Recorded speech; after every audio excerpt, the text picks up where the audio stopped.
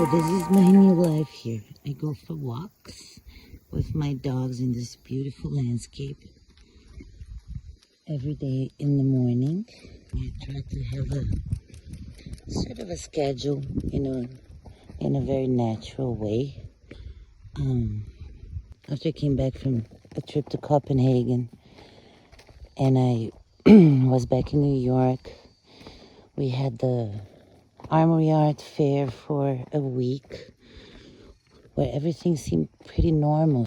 And then by the end of the Armory week, when everybody was leaving, the whole weekend, there started to be all this news about the coronavirus in New York. And the same week, on Thursday, I decided to leave with my daughter Mina. Every day is a dialogue with nature, which is very comforting in those times. We try to use what we have, what we grow, and be very simple about life.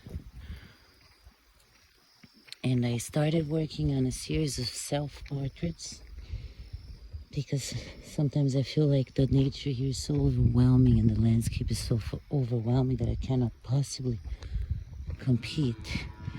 So I rather look inside myself and I turn the idea of portrait into landscape, and I search for the landscape inside of me to find a bridge to what's happening outside. Art is always around, even when we feel paralyzed. Then I pick up my drawing sketchbook and I draw a tree and I think about that tree. Instead of being anxious of bigger projects that might have been canceled or bigger projects that I cannot work on right now. I'm cultivating my practice every day, like if it would be a little plant that I have to water. Love taking you all on a walk. So now this is me time here in the studio. I'm gonna try to get into the work in a different way after my beautiful walk and making a fire. And later I'm gonna be baking bread with my daughter and just living the moment.